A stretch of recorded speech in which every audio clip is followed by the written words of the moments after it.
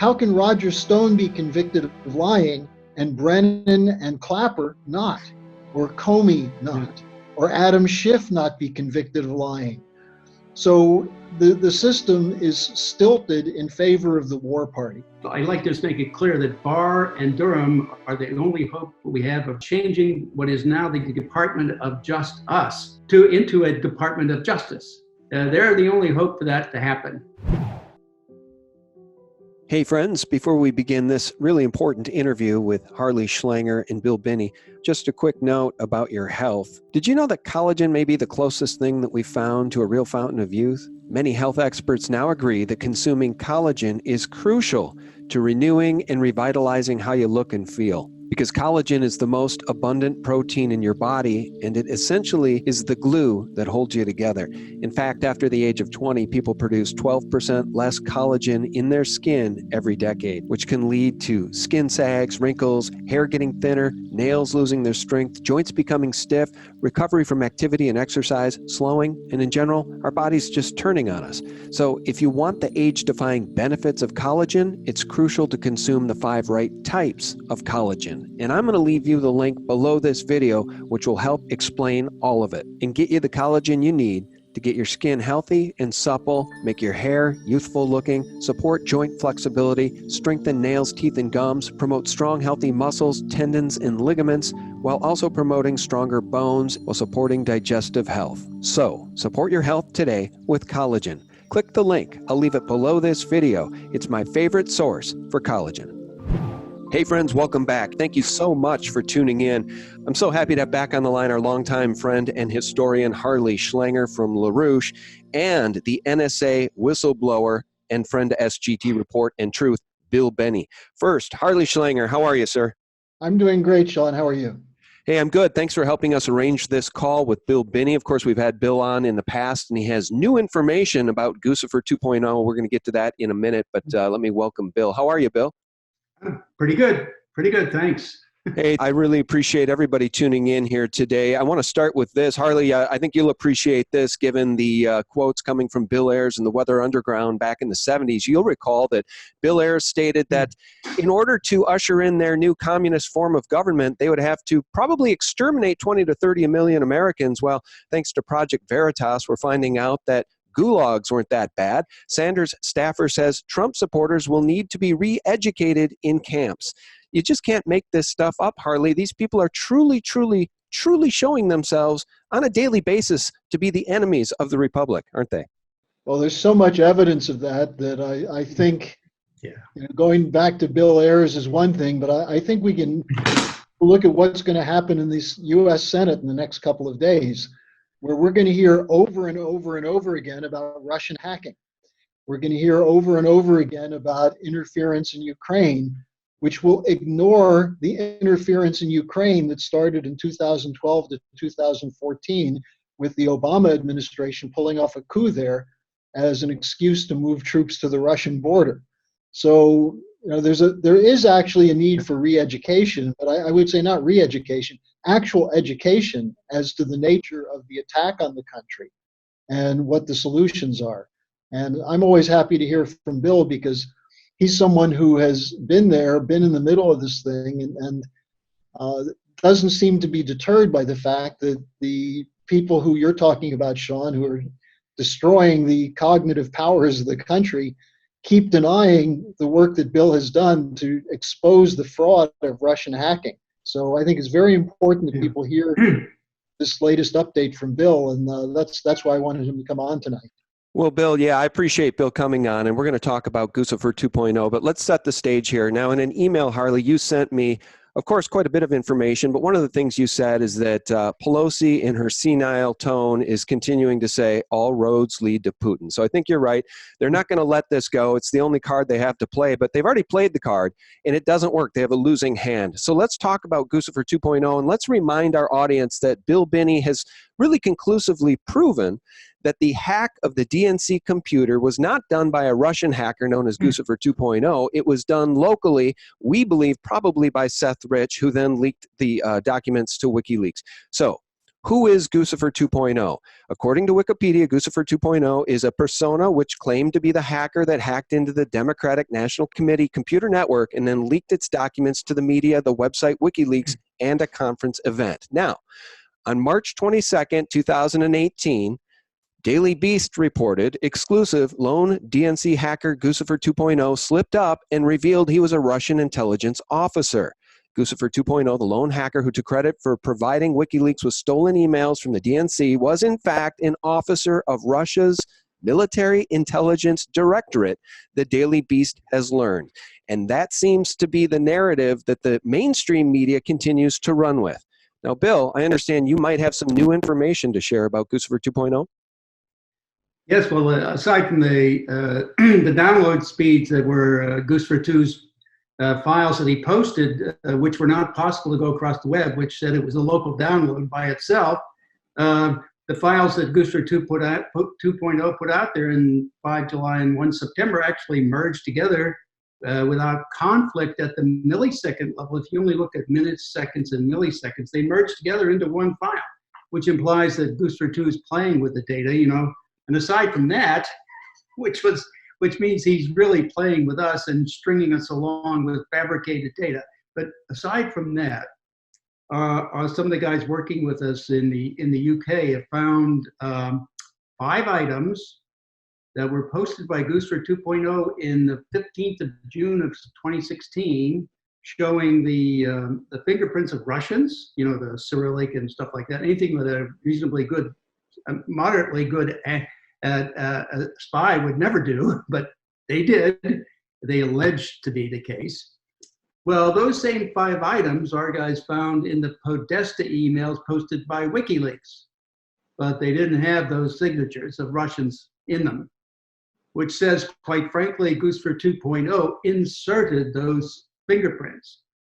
Now, it reflects back, and this is pointing back to what was compromised in Vault 7 by WikiLeaks, talking about Marble Framework for the CIA, which was a CIA program that allowed them to make it look like somebody else did the hack. Well, who was it that they had the capability of doing that up?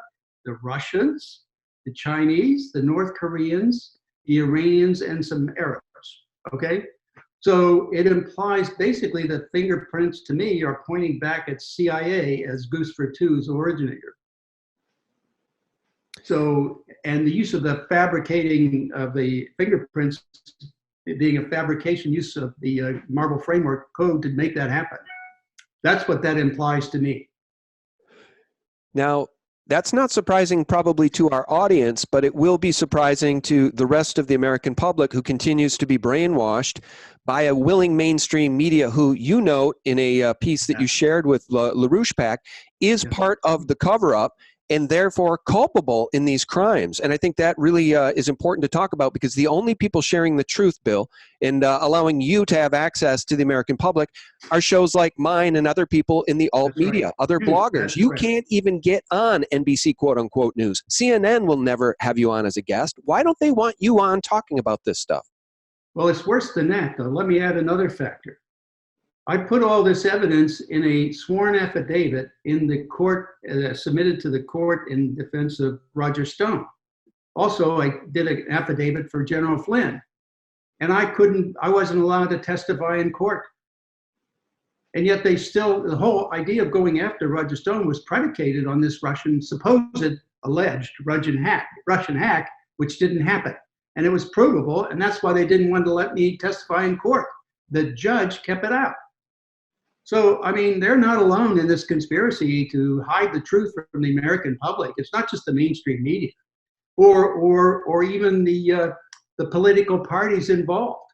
I mean, it's also the courts. At least that case, I think both cases were judges assigned or appointed by the Obama administration. So there's this much larger conspiracy to keep the truth away from the public. That's right. Well, as one of the other pundits out in alt media land likes to say, he uses the term high octane speculation. So let's use some high octane speculation. Harley or Bill, please feel free to answer this as it relates to Seth Rich. Who was Seth Rich, and why should his death still ring throughout the ages today? Why is his death, his murder, so important for us to remember even today? I was Bill, going you to want get Harley a chance. All right. Well, I think the Seth Rich case is one of those that is going to only be resolved when the pressure is put on the people who did these things, and they're forced to start pointing fingers at each other. This is why it's so important that what Barr and Durham are supposedly doing be brought to fruition, because you need to have the power of a grand jury system to force these people to speak. And they're going to contradict each other because they're all lying. Bill's point, how can Roger Stone be convicted of lying and Brennan and Clapper not, or Comey not, or Adam Schiff not be convicted of lying? So the system is stilted in favor of the war party, in favor of those who want to sustain a geopolitical relationship between the United States and Russia, which is heading toward war. And what President Trump committed himself to in his campaign and in his years as president is to ending those relationships. And so if these stories come out, and it's in this context that the Seth Rich story is important. I don't really know for certain that Seth Rich was murdered because he released the files. But I think there's a lot of circumstantial evidence, as Bill can tell you, since we know that it was not done by a hack, that there should be a full investigation, which would include the Seth Rich case, to find out who had access to the computers, who had a thumb drive, who provided the documents to the former British ambassador who knows the WikiLeaks. I'm forgetting his name right now. Craig Murray. In any case, Craig Murray. There's substantial evidence that should be brought up in a courtroom and in the Senate and the House. And that's hopefully what we can get with the Durham Barr report. The reason I brought up Seth Rich is because I want people to remember his name, because he was murdered in the middle of the night walking home. He had access to these DNC files. He was horrified when he discovered the corruption within his own party, a party he believed in. But after the deck was stacked and the DNC stole the election, essentially the nomination from Bernie and gave it to Hillary, he was appalled by that. And we need to remember the truth tellers. So whatever happened to Seth Rich, I personally believe he was whacked. Of course, we have the Podesta email saying, I'm all for making an example of the leaker, referring to, I think, Seth Rich. But who knows, Harley? It is high-octane speculation. And when you live in a nation that doesn't actually do real investigations about real crimes like the murder of Seth Rich, it really destroys confidence. The American people no longer have confidence in their own media, the mainstream media. The American people have no confidence in the Congress or the Senate, at least in terms of doing actual investigations of their own crimes. They cover up their own crimes. We have no more confidence in the FBI, or certainly the CIA, or the DOJ. The deck seems to be stacked against we the people. And if we don't get real results from the Durham Barr investigations, we will know for 100% certain that we no longer live in a republic. We live in a banana republic. Well, and Sean, I think high-octane speculation tends to be certainly better than the crazy conspiracy theories concocted by people like Adam Schiff and Brennan and others. And I think that's why it's so important that we come back to this question of the thumb drive or some other means of taking the files off the computer, because somebody did do that. And the likely suspect who paid for it with his life was Seth Rich. But we do have to make sure that people hear what Bill is saying, and it's so crucial that they're covering this up. Bill, I know you want to say something about that. Guccifer 2 is a separate issue. Those are separate files that he was involved with, and we covered those already. But the DNC hack, which was posted by WikiLeaks, came down in 3 batches: the 23rd and 25th of May, and the 26th of August. Now, what that says is, if we assume Seth Rich was participating in passing data to WikiLeaks, the last batch coming down on the 26th of August, the last modified times of the 26th of August, would imply there's somebody else there also helping and doing that. So, but all of those files, if you took the 3 of them together, all 3 basically represented 35,813 emails.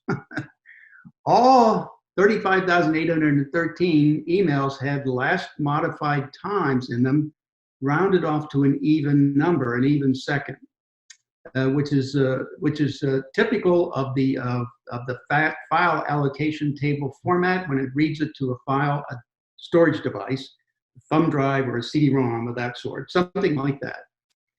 When it reads it to it, it changes the last modified time and rounds it off to the nearest even second. And that's evident in all those files, all of them. So all of those 3 downloads were done to a thumb drive or a CD-ROM and then transported physically before WikiLeaks could post them. The other point is the Podesta emails showed mixed last modified times, odd and even, so it was a hack. So you could show or imply that that was a hack, not a download. So you can see the difference between the 2 sets of files there that WikiLeaks posted. Right. All right. Well, thanks for that. Guys, if you don't know, Bill Binney, 30 years experience with the NSA, expertise in cryptography and signet analysis. He knows exactly what he's talking about, and he and friends have proven that the downloads from the DNC computer could not have been done from overseas cables by Russian hackers. They had to be done locally because of the speeds, the upload speeds of the data. This is concrete information that the CNN, Mockingbird mainstream media pundits will not share with you. Now, Anderson Cooper gets $12 million a year to lie to the people. If you want real news and real information, you have to seek out the truth, and that's what people do by coming to this channel and going to places like LaRouchePAC, where Harley's great work is shown. And Bill Binney, do you have a website? How do we support you, Bill, in the work you're doing? Well, I have pretty good knowledge.org .eu is a website that I'm on. I don't really have a business running, so I'm not really after money or advertising anything. Just trying to get the truth out on channels like this, or anybody that'll hear me. And it's really hard to get on the mainstream media. Just won't have me on at all because it contradicts their entire narrative. That means, it's proof that they've been lying all along for years, and they just don't want to have that out there. They don't want the public to know that. Well, I personally think, and Harley, you weigh in on this, I think that the outrage tipping point is fast being reached in this country. I think people who are informed and who are actually patriotic and love this country are sick to death of seeing people like Roger Stone being ready to be thrown in a prison for whatever his alleged crimes are. General Flynn, a true patriot, is evidently going to do time if President Trump doesn't step in and pardon him. It's just an outrage, because if you look at the left, let's talk about the 2020 election. The cavalcade of nominees that they have are mafia bosses, as far as I can tell. I mean, you've got Bernie, who's a avowed communist, essentially. Pocahontas, she's hardly any better. People who work for Bernie are saying those of us who don't want to get onto the new ways of their communist manifesto are going to have to go to re-education camps.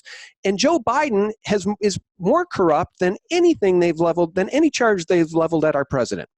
So that's the cavalcade of nominees, none of whom are polling better than Trump, none of whom can beat Trump in an honest election. So I fear they're probably going to roll out the ultimate criminal, Hillary Clinton, and it might be in a brokered convention.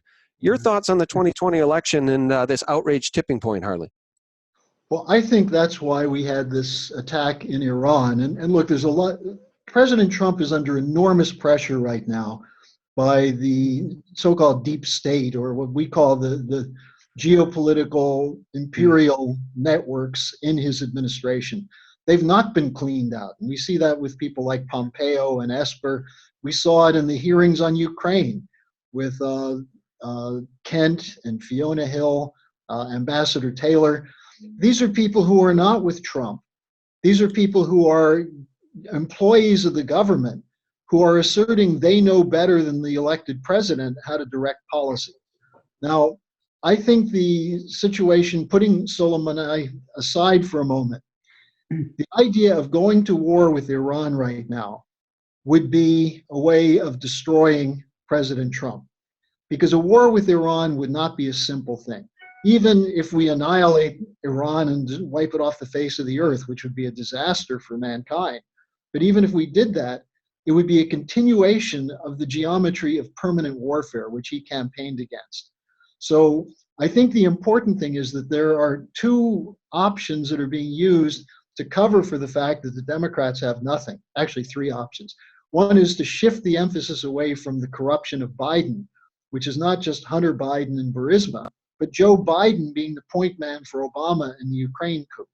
Secondly, you have more war, making Trump's promise to pull the troops home seem like an empty promise or a fake to discredit him. And the third is the economic situation, the possibility that the trillions, the $1.1 trillion in short-term bailouts with quantitative easing and repo loans in the last 3 months would stop and bring about a series of bankruptcies that could trigger a collapse, knock down the stock market 30-40%, which would take away the narrative that Trump has improved the economy. So there are some weaknesses that Trump has. The strength he has is that he's been made it clear he's committed to fight these networks, including the central bankers, including the warmongers. And that's where he needs support from the American people. Yeah. I think that's why it's important that people who are listening to this share it. See what you can do to get Bill on local radio. Get the SGT report out as widely as possible. I'm doing daily briefings now, 10-minute daily briefings every morning on LaRouchePAC video to make sure we get an alternative story, a real story, the truth, counters. So I think that, in answer to your question, the Democrats have nothing. And a lot of the problem is a lot of the Republicans are pushing Trump on the Iran situation in a way that is not helpful to him. Mm-hmm. And I think that's why we've got to have an American population that becomes informed. And the only way they're going to do it is going outside the mainstream media. And Sean, to your point about people being disgruntled, I'm getting more emails than ever, more people signing up for my blog page by orders of magnitude. The response to my presentations on your program and other programs like it have just been, I've been overwhelmed. And I think that's one sign of concrete evidence for me that people are angry and people want to do something. Now, where are you putting up those 10-minute morning briefings? I want to post those. Are those on a YouTube channel, LaRouche at the website, or on the website and YouTube channel? LaRouchePAC YouTube, and also I don't really like using Facebook, but the LaRouchePAC Facebook video page has been putting up my 10-minute morning briefings every day. Yeah, excellent. All right, I want to share those. All right, Bill, as we round out this conversation, Harley used the phrase, and it's the understatement of the year, Trump is under a lot of pressure. Now, let's describe that pressure. Here's the problem as I see it. I think it's great that people are waking up and getting outraged, right? People, look, if you guys want an example, and I'm talking to the audience listening, if you want an example of our collective power and how fed up people are from the overreach of these Constitution-hating Democrats, look to what's going on in Virginia. So Ralph Northam wants to come after the guns, and people are saying, hell no. The sheriffs are saying, hell no. Every county pretty much in that state, I think 90 out of 95 counties and cities are now saying, no, we're gun sanctuaries. You are not taking our guns. The Second Amendment is the line in the sand. Collectively, we have power. Here's the problem. And I see it as the Democrats being really our sole problem because they have the backing of what was really broken down in Binney's email here, or actually in Bill Binney's piece that he wrote and shared over at LaRouchePAC. It's this. All the evidence we're accumulating clearly says and implies the U.S. government, namely the FBI, CIA, the DOJ, and of course, State Department, all these people involved in this hack bought a dossier and all of the information going forward to the FISA court, all of them knew this was a fake from the very beginning because this Guccifer 2.0 character was fabricating it. And that's our problem. The deep state, the shadow government, are those agencies, or at least bad players within those agencies. And until we take those agencies back, I don't think it's necessarily game over yet, but we have to take those agencies back, and we have to drum out the shadow government, deep state actors, and we have to see real indictments, friends. Yep. Can I add something here? Let me add something about Pelosi, Nancy Pelosi. She keeps touting that we have to obey, we have to stand up for the Constitution. All those statements just makes me sick. I mean, she was one of the first of 4 members of Congress briefed into the stellar wind, domestically spying on the United States people on all their metadata and content. That was back in November of 2001. and she approved that. That's why when she was Speaker of the House, she was the ranking member of the Senate House Intelligence Committee at that time. So the chair and ranking members of the House and Senate Intelligence Committees were briefed on this program. I think it was the 4th of November of 2001, and they all went along with it because, it was right after 9/11, and they figured they had to do this drastic thing of collecting data on everybody in the country as well as everybody in the world. So they started first with all the domestic spying, the Stellar Wind program at NSA, and she approved that. That's a direct violation of the 1st, 4th, 5th, and 6th Amendments to the Constitution. And she knew that, and she did absolutely nothing about it. In fact, she went along with it. And then when the question of impeaching George W. Bush came up in the House, she said impeaching George W. Bush is off the table. Why? Because she was involved in these things. If they wanted to impeach George Bush, George would turn around to her and say, you have to include yourself in this because you agreed to it, She also agreed to all the stuff in this CIA programs, all of these programs. Those were the 4 people who were involved from the very beginning, and they're hypocrites, pathetic hypocrites, coming back and saying we have to stand up for the Constitution as if that's what she's doing. You're right, and it disgusts us all, and that's why I alluded to earlier in this interview, these people covering up their own crimes in Congress, right? That's right. And that's why I really feel like it's a mafia at this point. It's a mafia of criminals that stand for their own wealth, and some globalists plan to gut this country, I think, because they're certainly not standing for the Constitution and the Republic. That's correct. All right. It might be a question to ask, are there any amendments that to the Constitution Nancy Pelosi supports? If you look at Pelosi and the Democrats, here's another example of this hypocrisy. When President Trump announced he's taking the troops out of Syria, they voted 340 to 65 in the House against it. Every single Democrat voted against withdrawing U.S. troops from Syria. The reason we had U.S. troops in Syria was because the intelligence community was backing the terrorists and was arming the terrorists. And Trump decided to move against that. And they voted against him. Now, whatever you think of what happened in Iran, all of a sudden the Democrats are peaceniks. It's a fraud.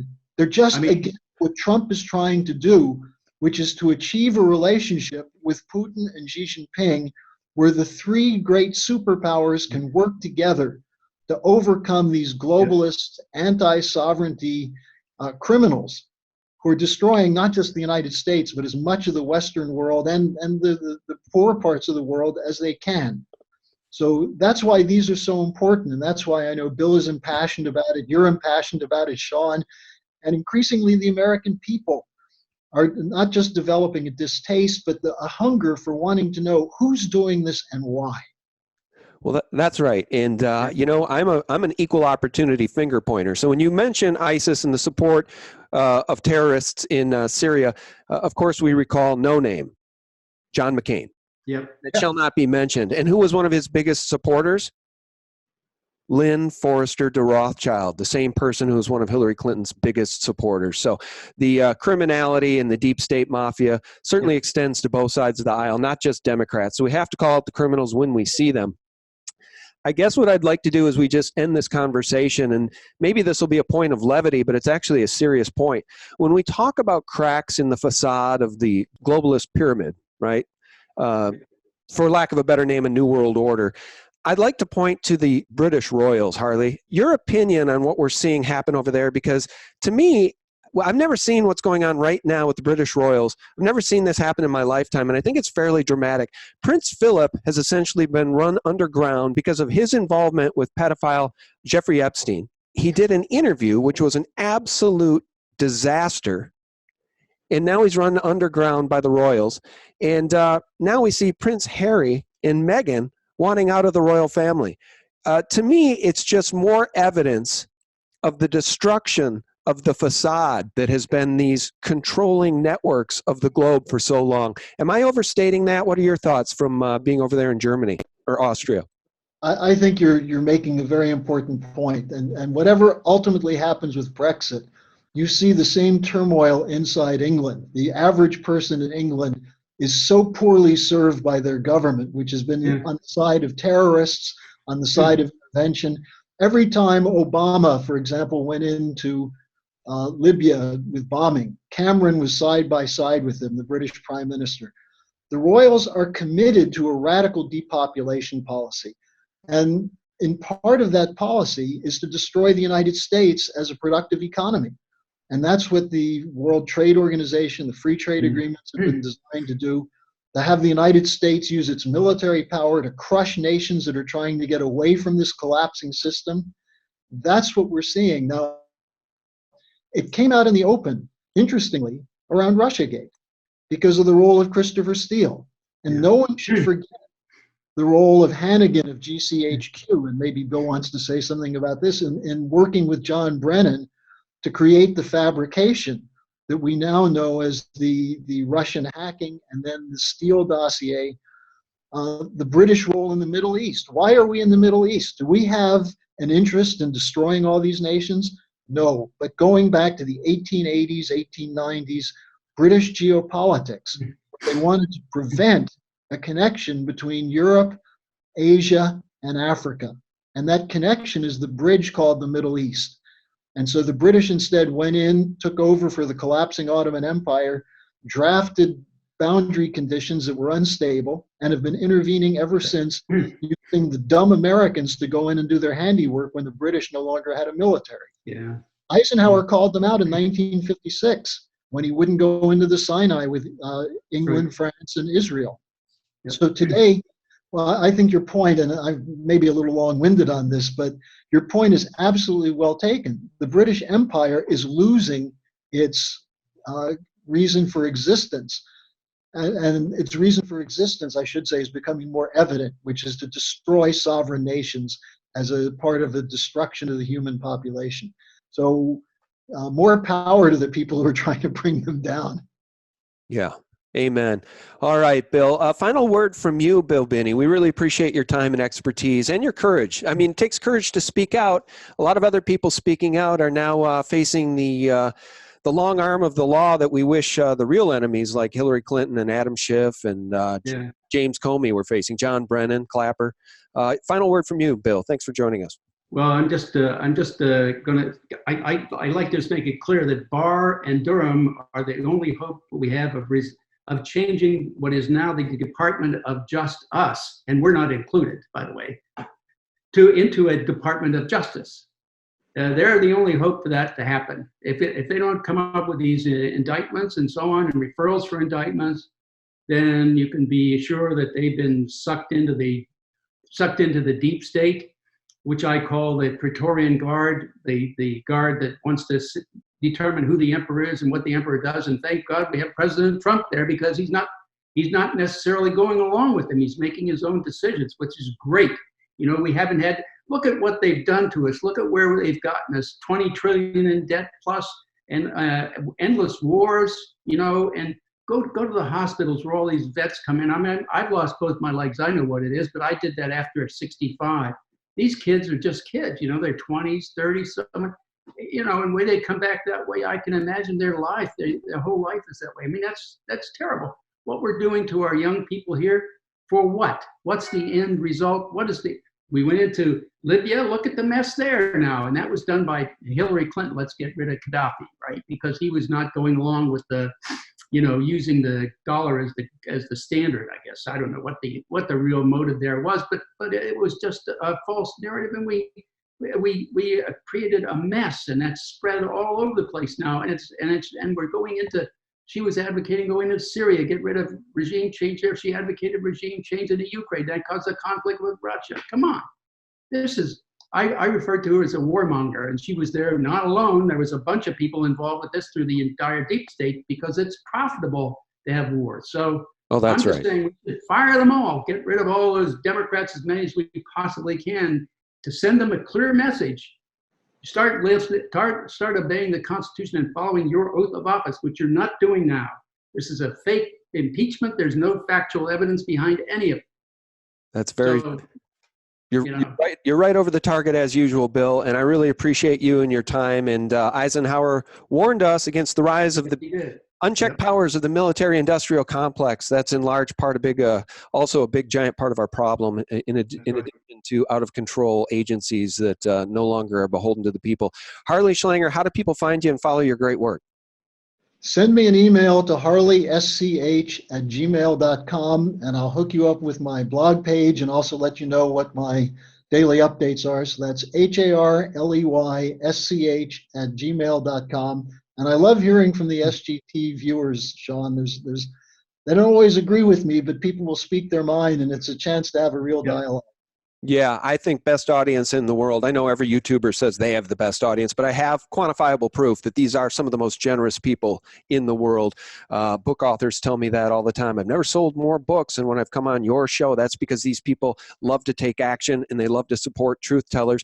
And frankly, guys, where we go one, we go all, and if we don't, we're going to end up in a gulag or some re-education camp, because if these people win, they're literally saying that's what they want to do in order to usher in their communist vision for our nation. Our guests have been Bill Binney. Thank you, Bill. Thank you. And Harley Schlanger. Harley, as always, thank you, sir. Yeah, good to be with you, Sean. You too. And friends, thank you so much for tuning in. Again, for Real News 24/7, you can visit us directly every single day. Lots of news items from sources we trust being shared there at sgtreport.com. And at the very top of the page are always my 3 latest, most recent videos stickied right at the top. So you can always find my work regardless of YouTube's algos trying to prevent you from doing so. We thank you so much, friends. A shout out to our patrons who are keeping us in the fight for truth. God bless you one and all. Thanks for listening. Bye-bye. It really is about population control, depopulation, and creating the world they and the future they want for them, for the rich and powerful.